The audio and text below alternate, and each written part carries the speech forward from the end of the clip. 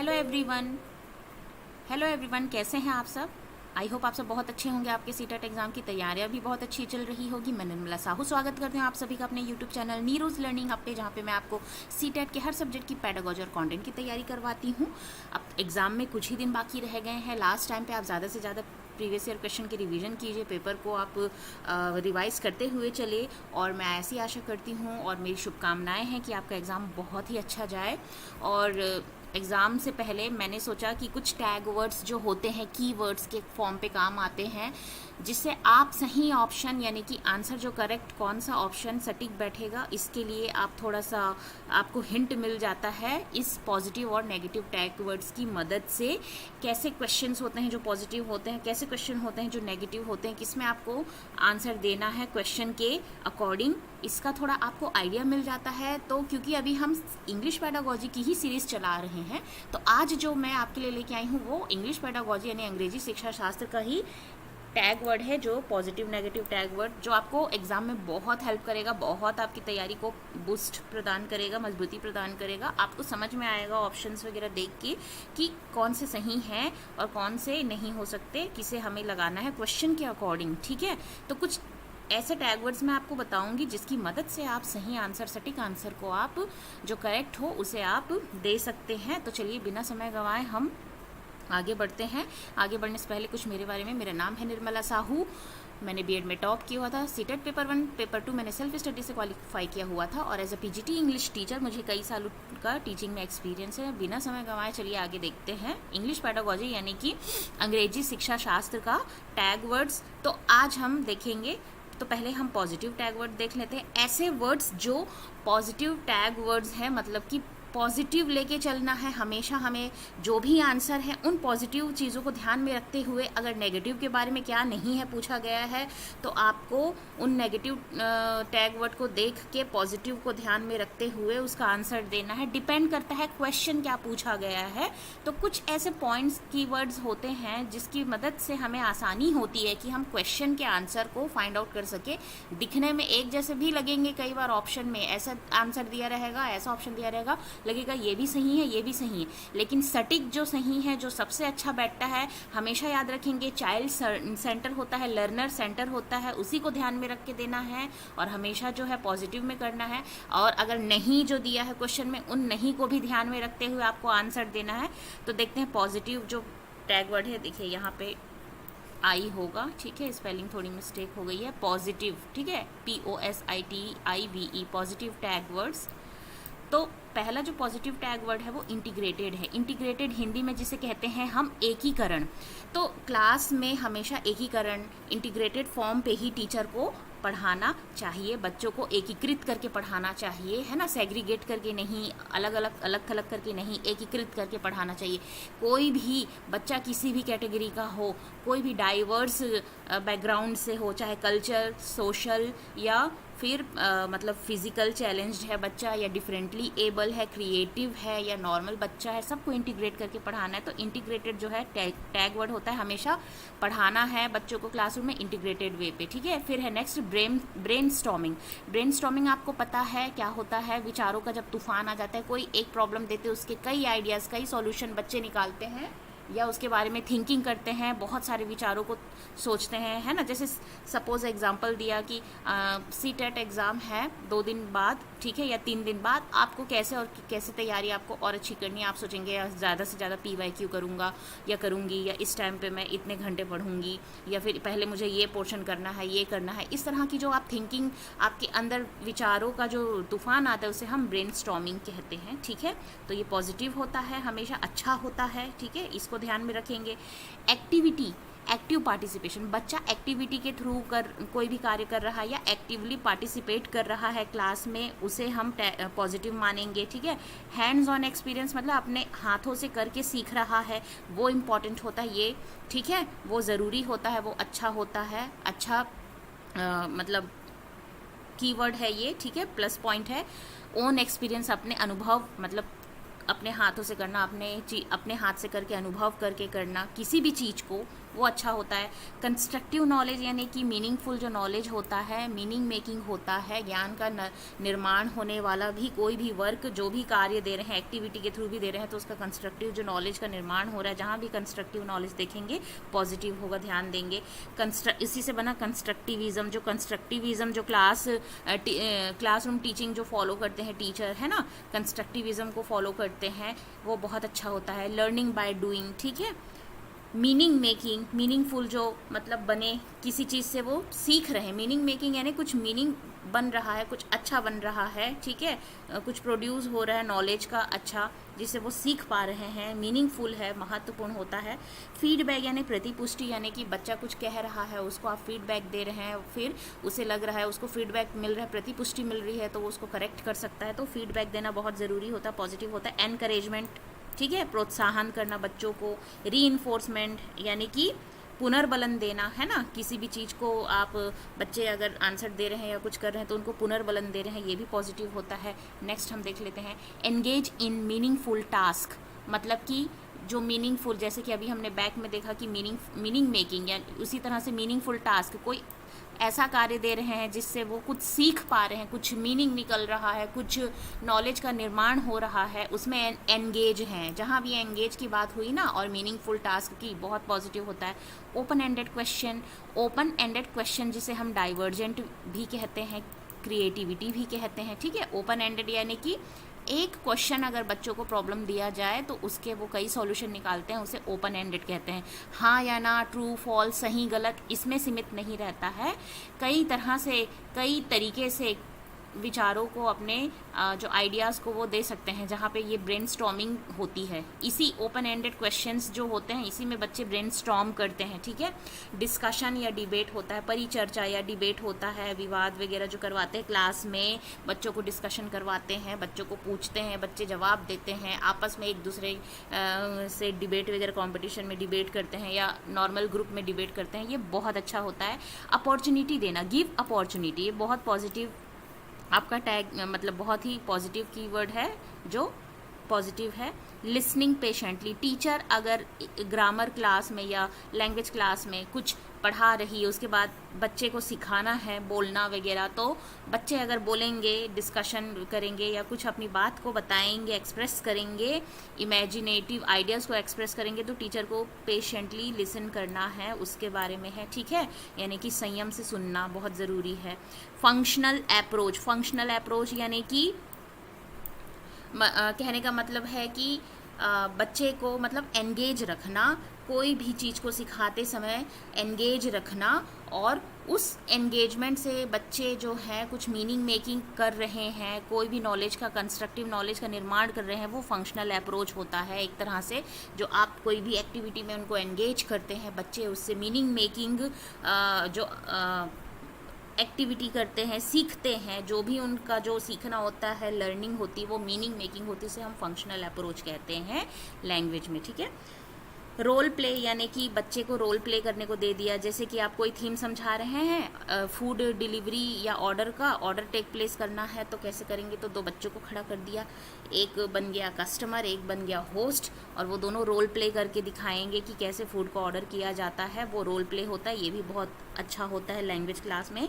Inclusion यानी कि include करके चलना, समावेशी जिसे कहते हैं, समावेश है ना, करते हुए चलना, हर कल्चर, हर लैंग्वेज, हर भाषा या बैकग्राउंड या फिर हर तरह के बच्चे, चाहे वो फिज़िकली चैलेंज्ड हो, चाहे वो डिफरेंटली एबल हो, क्रिएटिव हो, स्पेशल हो, या किसी भी तरह के बच्चे हों, नॉर्मल बच्चों के साथ आप उसे इंक्लूड करके चल रहे हैं, तो सेंस ऑफ बिलोंगिंगनेस उन्हें फील होता है, उन्हें लगता है कि हाँ हम इस क्लास के ही हैं और हमारी बातें सुनी जा रही है, तो उनको मोटिवेशन मिलता है। तो इंक्लूजन जरूरी है। मल्टीलिंगुअलिज्म, जो कि मैं कई बार ये टॉपिक डिटेल में पढ़ा चुकी हूँ, कई बार क्वेश्चन में समझा चुकी हूँ कि एक कक्षा में एक से ज़्यादा भाषा का इस्तेमाल होता है, वो मल्टीलिंगुअलिज्म होता है, जो रिसोर्स के तौर पे यूज़ किया जाता है, और उसी से बना रिसोर्सेस। रिसोर्स जहाँ भी शब्द का मतलब आपको ऑप्शन में दिया जाएगा वो पॉजिटिव होता है। रिसोर्स यानी संसाधन, यानी कि मतलब कि एक तरह का असेट्स का काम करता है, आपको फ्लेक्सिबिलिटी प्रोवाइड करता है, तो रिसोर्स हमेशा पॉजिटिव है। मल्टीलिंगुअलिज्म, इंक्लूजन, ये सब बहुत ही पॉजिटिव कीवर्ड होते हैं। Read with understanding and comprehension, समझते हुए, कॉम्प्रहेंशन यानी बोध करना यानी समझना, या अंडरस्टैंडिंग यानी भी आप समझते हैं कि समझना होता है किसी चीज़ को रीड करना, अंडरस्टैंडिंग के साथ, कॉम्प्रहेंशन के साथ, ये भी पॉजिटिव टैग वर्ड होता है। मोबिलिटी यानी फ्लेक्सिबल, एक तरीके से बच्चे को समझ में नहीं आ रहा है तो कई दूसरे तरीके को आप आजमा सकते हैं, कई तरीके को अपना सकते हैं ताकि बच्चा समझ सके, वो मोबिलिटी होता है। ना कि हमें क्या होना चाहिए, रिजिड होना चाहिए, इसका ऑपोजिट होता है रिजिड, जो हमेशा दिया जाता है रिजिड, है ना, RIGID ऐसे दिया जाता है, तो ये उसका ऑपोजिट होता है, नेगेटिव होता है। ये मोबिलिटी जो होती है वो पॉजिटिव होती है, जहाँ भी आप देखेंगे मोबिलिटी वो पॉजिटिव टैग वर्ड मानेंगे। रेमेडियल क्लास यानी कि बच्चे को अगर कहीं किसी चीज़ की ज़रूरत है, कहीं पे वो वीक पढ़ रहा है, तो उसको आप रेमेडियल क्लास देंगे, इम्प्रूवमेंट की क्लास देंगे, उसमें समझाएंगे, उन्हें सिखाएंगे, इम्प्रूव करेंगे। कनेक्ट विथ प्रीवियस नॉलेज, उसकी जो प्रीवियस नॉलेज है उससे कनेक्ट करते हुए प्रेजेंट जो भी आप टॉपिक पढ़ा रहे हैं उसको कनेक्ट करते हुए कराएंगे, वो इम्पॉर्टेंट होता है। जैसे कि आपने कोई टॉपिक पढ़ाया, वो टॉपिक के बारे में बच्चे की क्या नॉलेज है, पहले वो उसने देखा है, सुना है, या वो क्या जानता है, उस बारे को आप चर्चा करेंगे पहले, फिर वो टॉपिक को कंटिन्यू करेंगे। तो कनेक्ट विथ प्रीवियस नॉलेज जहाँ लिखा होता है वो आंसर में बहुत पॉजिटिव होता है। डाइवर्जेंट यानी कि ओपन माइंडेड या क्रिएटिव थिंकिंग, देखिए क्रिएटिव थिंकिंग यानी कि जो बच्चा कई एक ही प्रॉब्लम के सॉल्यूशन को कई अलग अलग तरीके से सोच सकता है ना। इमेजिनेटिव पावर उसकी हाई होती है, क्रियाशील होता है, गतिशील होता है, एक्टिव होता है। ओपन माइंडेड यानी कि मतलब ओपन माइंडेड जो क्वेश्चन कहने का मतलब है कि अलग अलग तरीके से एक ही प्रॉब्लम के सॉल्यूशन को निकालना, उसी को हम डाइवर्जेंट भी कहते हैं, ठीक है। क्रिएटिव, डाइवर्जेंट, ओपन माइंडेड, ठीक है। और इसका ऑपोजिट हो जाता है कन्वर्जेंट, है ना, क्लोज एंडेड, ये सब होता है जो कि नेगेटिव टैग वर्ड है। इंक्लूसिव एजुकेशन, ठीक है, जहाँ भी इंक्लूसिव एजुकेशन की बात की जाएगी तो पॉजिटिव है, ठीक है, क्योंकि सबको लेते हुए चल रहे हैं, समावेश करते हुए चल रहे हैं। रियलिया यानी कि रियल लाइफ ऑब्जेक्ट को दिखाते हुए बच्चों को पढ़ाते हैं। आपको एप्पल के बारे में बच्चों को पढ़ाना है, या फ्रूट्स के बारे में, कोई फ्रूट है, फ्रूट्स के बारे में बता रहे हैं तो आप एप्पल ले जाके दिखा रहे हैं, ले जाके दिखा रहे हैं बच्चों को, साक्षात देख रहे हैं बच्चे तो उसको देख के सीख रहे हैं। अब कभी भी बच्चे कहीं और किसी जगह में देखेंगे, मार्केट जाएंगे, कहीं भी देखेंगे फ्रूट्स रखा हुआ तो वो तुरंत एप्पल को देखेंगे, क्योंकि उसने एप्पल को क्लास में देखा है तो तुरंत बोलेगा ये एप्पल है, तो वो होता है रियलिया। क्लास में आप रियल ऑब्जेक्ट का इस्तेमाल करते हुए बच्चों को पढ़ाते हैं। कनेक्ट विथ रियल लाइफ, तो ये आप उसके रियल लाइफ से कनेक्ट करते हुए बोल रहे हैं। जैसे हमने एक क्वेश्चन पढ़ा था कि एक नीना नाम की बच्ची है, वो शादी में नहीं जा रही क्योंकि उसके घर में स्पैरो है, दरवाज़ा बंद हो जाएगा तो बच्चों को खाना कैसे मिलेगा, इसीलिए वो जाना नहीं चाह रही है। तो दूसरा बच्चा सुन के क्लास में बोलता है ऐसा उसके साथ भी हुआ था, उसने एक पिजन की हेल्प करी थी। ये इतना बड़ा एग्जाम्पल मैं इसलिए दे रही हूँ कि बच्चा जो है वो रियल लाइफ को कनेक्ट कर रहा था जब टीचर क्लास में पढ़ा रही थी, अपने एक्सपीरियंस को बताते हुए। इस तरह की चीज़ें होती है, तो ऐसे टीचर भी करता है, बच्चा भी करता है, तो ये अच्छा होता है। वैरायटी यानी कि विविधताएं, बहुत सारे अलग अलग तरीके से आप टीचिंग लर्निंग स्ट्रैटेजीज का इस्तेमाल करते हैं, कई तरीकों से इस्तेमाल करके बच्चों को अलग अलग तरीके से पढ़ाते हैं, वो बहुत अच्छा होता है। वैरायटी तो बहुत अच्छा होता है, लचीलापन लाता है, वही मोबिलिटी से कनेक्टेड होता है। एनहेंस इमेजिनेशन, उनकी जो इमेजिनेशन यानी कि परिकल्पना है, काल्पनिक शक्ति, उसको बढ़ाते हुए आप उन्हें क्लास में पढ़ाएंगे तो अच्छा होगा। किसी चीज़ के बारे में जब आप डिस्कस करते हैं, बच्चों से पूछते हैं तो वो बताते हैं, तो वो उनकी इमेजिनेशन पावर को एनहेंस करता है, बढ़ाता है, बनाता है, ठीक है। एनहेंस यानी अच्छा करना, सुंदर करना और अच्छा बनाना। इंक्वायरी या डिस्कवरी मेथड, इंक्वायरी यानी अन्वेषण मेथड होता है जिसमें बच्चा खुद ढूंढ के खुद से करता है। जैसे आपने बोल दिया 5 जानवर के बारे में आप लिख के आना, सबके बारे में 5-5 लाइन, 5 जानवर, वो खुद ढूंढेगा, जानेगा, करेगा। तो फिर इससे क्या हो गया, इंक्वायरी करेगा, डिस्कवर करेगा, खोज करेगा, तो जानेगा ना कि 5 किस तरह के अलग अलग जानवर होते हैं, कुत्ता, बिल्ली, शेर, हाथी, ये, और उसकी क्या क्या खूबी होती, क्या क्या क्वालिटी होती, वो सब कुछ ढूंढ के लिख के वो लाएगा। तो ये होती इंक्वायरी या फिर डिस्कवरी, ठीक है। नेक्स्ट देख लेते हैं नेगेटिव टैग वर्ड। तो ये सारे जो थे वो पॉजिटिव टैग वर्ड हैं, अगर वो आपको दिखते हैं तो आप इसे पॉजिटिवली लेके चलेंगे। और अगर जो जैसे भी क्वेश्चन पूछा गया है क्या है, तो अगर है तो इसमें ये सारे वर्ड्स हैं, कोई भी वर्ड आते हैं तो आप उसे टिक कर सकते हैं। क्या नहीं है, नॉट लगाएगा तो नेगेटिव टैग वर्ड को आप ध्यान देंगे। अब हम नेगेटिव टैग वर्ड्स को देखते हैं। सेग्रीगेशन, सेपरेट ग्रुप, मतलब सेग्रीगेट, अलग थलग करना, सेपरेट ग्रुप बना के सिखाना, ये गलत होता है। ये किसका ऑपोजिट है, ये किसका अपोजिट है, यहाँ पे आप देख सकते हैं इंटीग्रेटेड का अपोजिट है सेग्रीगेट करना, इंटीग्रेट करना इसका अपोजिट है, इंटीग्रेट में एकीकृत करना, सेग्रीगेट में अलग थलग करना। तो ये नेगेटिव होता है, इसमें नो हो जाता है क्वेश्चन अगर जहाँ भी देता है। Drill, practice, ample practice, ample यानी बहुत ज़्यादा प्रैक्टिस कराना। देखो बहुत ज़्यादा आप एक ही चीज़ को बार बार कराएंगे ना, प्रैक्टिस या ड्रिल कराएंगे, तो बच्चे ना रोट सिस्टम की तरफ चलेंगे। और रोट पद्धति जो है मतलब कि रटन पद्धति जो है, रोट लर्निंग मेथड है, वो तो हमें मतलब अभी बंद हो चुका है। बिहेवियरिज्म का था वो पहले, बिहेवियरिस्ट यूज़ करते हैं, कंस्ट्रक्टिविज्म हम फॉलो करते हैं। कंस्ट्रक्टिविस्ट हमेशा rote, drill, practice, ample practice या रोट मेथड, मेमोराइजेशन, ये सबको वो बिल्कुल उसके खिलाफ हैं। ठीक है, बच्चे क्या है रटन की ओर चले जाते हैं, मीनिंग मेकिंग नहीं होती है, कंस्ट्रक्टिव नॉलेज का निर्माण नहीं होता है। तो ये भी नेगेटिव है। सेट स्टैंडर्ड गोल, स्टैंडर्ड गोल वगैरह कभी बच्चों का सेट नहीं करना है, कोई पैरामीटर भी सेट नहीं करना है। ठीक है, सबके लिए मोबिलिटी होनी चाहिए, हर बच्चे की एबिलिटी अलग होती है, हर बच्चा स्टैंडर्ड गोल को अचीव नहीं कर सकता, तो ये गलत है। ठीक है, स्टैंडर्ड पैरामीटर देखिए अभी मैंने कहा था वही आगे, स्टैंडर्ड पैरामीटर ये सब सारे नेगेटिव हैं। जहाँ भी देखेंगे ये आंसर नहीं होगा, इस तरह का कट जाएगा, या फिर अगर पूछा है कौन सा है या नहीं, वो डिपेंड करता है क्वेश्चन के ऊपर, आप उसे समझते हुए चलेंगे और आप समझ पा रहे होंगे कि मैं आपको क्या समझाना चाह रही हूँ। तो ऐसे वर्ड क्या है, बिल्कुल नेगेटिव है। कन्वर्जेंट, क्लोज एंडेड क्वेश्चन, ये डाइवर्जेंट का ऑपोजिट है। डाइवर्जेंट यानी कि क्रिएटिविटी होती है, ओपन एंडेड होता है, एक प्रॉब्लम के कई सॉल्यूशन निकालना। और ये कन्वर्जेंट जैसे ट्रू और फॉल्स पूछा आपने, ठीक है, राइट और रॉन्ग पूछा, ठीक है, या फिर कुछ ऐसे क्वेश्चन पूछे जिसमें यस और नो, एक ही फैक्चुअल जो क्वेश्चन होते हैं, एक ही आंसर होता है, वही होता है, तो उसमें सोचने के इन लोगों की शक्ति जो होती है वो डेवलप नहीं हो पाती है। क्लोज एंडेड क्वेश्चन उसे कहते हैं हम। ठीक है, more focus on text book, देखिए टेक्स्ट बुक पे बहुत ज़्यादा फोकस देने वाला जो पॉइंट आता है वो हमेशा गलत होता है। ठीक है, टोटली फोकस नहीं करना है टेक्स्ट बुक पे, उसको रियल लाइफ से कनेक्ट करते हुए सिखाना है, उसके रियल एक्सपीरियंस को मतलब बताते हुए सिखाना है। सिर्फ टेक्स्ट बुक में लिखी हर चीज़ तो रियल लाइफ एक्सपीरियंस को नहीं करा सकती बच्चों को। कॉम्पिटिशन या ग्रेड या रैंकिंग, इसकी बात करनी ही नहीं है, ये गलत है एकदम। ठीक है, तो ये नेगेटिव टैग वर्ड है, कॉम्पिटिशन, ग्रेड या रैंकिंग या रूल्स को लर्न करना नहीं, समझना है, समझते हुए अंडरस्टैंड करते हुए करना है, लर्न नहीं करना है, रोट नहीं करना है, इमिटेट भी नहीं करना, इमिटेट यानी कि नकल करना, ठीक है, वो भी नहीं करना है। रोट लर्निंग, क्रैमिंग, क्रैमिंग यानी कि रटना, रिमेंबरिंग याद करना, रोट लर्निंग ये भी अभी जस्ट मैंने बताया। ये ड्रिल और जो प्रैक्टिस बार बार कराना, रोट करवाना यानी कि उसको रटवाना, क्रैम करना भी रटना होता है, रिमेंबरिंग करना रटना होता है, याद करना होता है, तो ये सही नहीं है। ओनली जिसमें ऑप्शन दिया है वो भी नेगेटिव होते हैं। ठीक है, ओनली ऑप्शन वाले भी नेगेटिव होते हैं ज़्यादातर। कंप्लीटिंग सिलेबस, हाँ सिलेबस कंप्लीट करने वाला भी ऑप्शन देता है, वो भी गलत है, वो हमारा फोकस नहीं होना चाहिए ना भाई। बच्चा समझ ही नहीं पाया, सिलेबस कंप्लीट कर दिए तो क्या फ़ायदा है। स्कोल्ड नहीं करना है, स्कोल्ड है नेगेटिव वर्ड। स्ट्रेस देना, स्ट्रेस यानी कि उस पर जोर देना, जोर नहीं देना है बच्चे को, कोशिश करनी है वो करे, उसकी रुचि उसमें, इंटरेस्ट उसको पैदा करना है, ना कि उसको फोर्स करना है। स्ट्रेस देना यानी कि फोर्स करना और उनको थोड़ा सा परेशानी होता है इससे। ठीक है, बच्चों को एक वो अंडर प्रेशर आ जाते हैं।